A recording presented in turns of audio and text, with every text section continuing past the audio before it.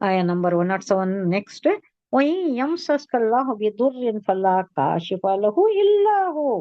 اگر کوئی تکلیف پہنچتی ہے، یمسس کا یمسس کا پہنچنا، اگر کوئی اللہ نے تکلیف پہنچائی بدرن، وَإِن اور اگر یمسس کا پہنچائے تجھے اللہ نے بدرن کوئی نقصان، در بولے تو ضرر نقصان، فلا کاشفا تو نہیں ہٹاتا، ہٹانے والا کوئی نہیں ہے، لہو اس کی تکلیف کو، وہ تکلیف کو اس کا ہٹانے والا کوئی نہیں، الا ہوا اس کے سوا، اللہ ہی کے سوا، اللہ ہی تکلیف دیتا ہے، اللہ ہی اس کو ہٹاتا ہے، کوئی تکلیف دے بھی نہیں سکتا، کوئی تکلیف دور کر بھی نہیں سکتا. کاشفا کشفا یکشفو ہٹانا، کھولنا، دور کرنا، اس کو کوئی ہٹا نہیں سکتا. وَإِن اور اگر یورید کا تیرا چاہے بھی خیرن بھلا کرنا چاہے، اگر اللہ اگر بھلا کرنا چاہے، فلا راد راد. اب اس میں مد بھی آ گیا، تشدید بھی آ گئی، نہیں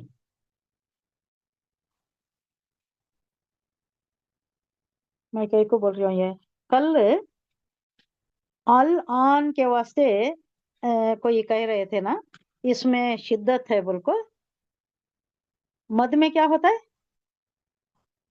الان میں مد تھی، مد میں شدت نہیں ہوتی، کیا ہوتی ہے؟ طوالت ہوتی ہے، لمبا کھینچنا، دولین مد ہے، نہیں بڑی مد ہے تو لمبا، طوالت طویل، لمبا لمبا کھینچنا. شدت کس میں ہوتی ہے؟ تشدید میں. اب یہ دال پر جو آئی ہے رود، اب اس میں طوالت بھی آ گئی، شدت بھی آ گئی، یعنی اگر اللہ کوئی بھلا کرنا چاہے تو اسے ردہ یوردو سے یہ ردا، یہ کوئی روک نہیں سکتا، رد کرنے والا کوئی نہیں. اللہ اگر کوئی بھلائی کرنا چاہے تو وہ بھلائی کو روکنے والا کوئی نہیں. اللہ جتنا چاہے، جو دینا چاہے، مال دینا چاہے، دولت دینا چاہے، صحت دینا چاہے، عہدہ دینا چاہے، عزت دینا چاہے، کوئی نہیں روک سکتا، اس کے آڑے کوئی نہیں آ سکتا، اسے بے عزتی کا موجب کوئی نہیں بنا سکتا.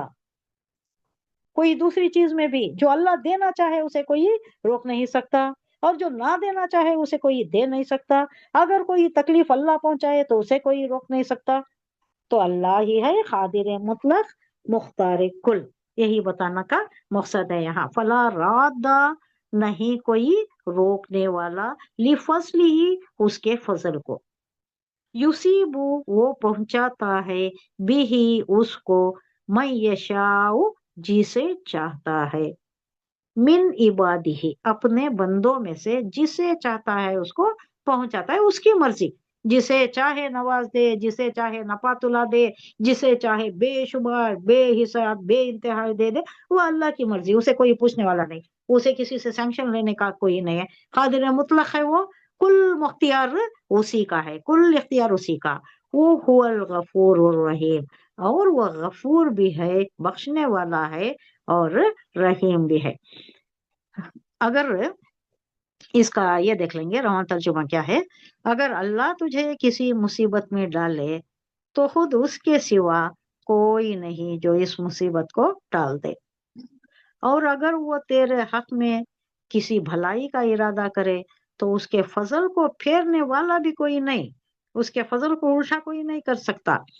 وہ اپنے بندوں میں سے جس کو چاہے جتنا چاہے نواز دے، اپنے فضل سے نواز دے، اور وہ درگزر کرنے والا ہے، اپنے فضل سے وہ نوازتا ہے اپنے بندوں کو، اور درگزر کرنے والا بھی وہی ہے، اور رحم فرمانے والا بھی وہی ہے. یعنی کل کا کل اختیار بتانا مقصود یہ ہے، یہ آخری صورت ہے یہ ہجرت سے پہلے کی، تو بتانا مقصود یہ ہے کہ تمہارے یہ جو شریک جن کو تم اللہ کے ساتھ شریک کرتے ہو، کوئی کسی کا کچھ بھی اختیار نہیں ہے، کل اختیار کل کا کل اللہ ہی کے پاس ہے، پر زور وحدانیت کا اور اللہ کے یہ خلاقی کا اور اس کی حکمت کا اور اس کی قدرت کا اس میں پر زور دیا گیا ہے. اللہ ہی ہے قادر مطلق، کوئی دوسرا کچھ نہیں کر سکتا، کسی کا کوئی اختیار ہی نہیں ہے.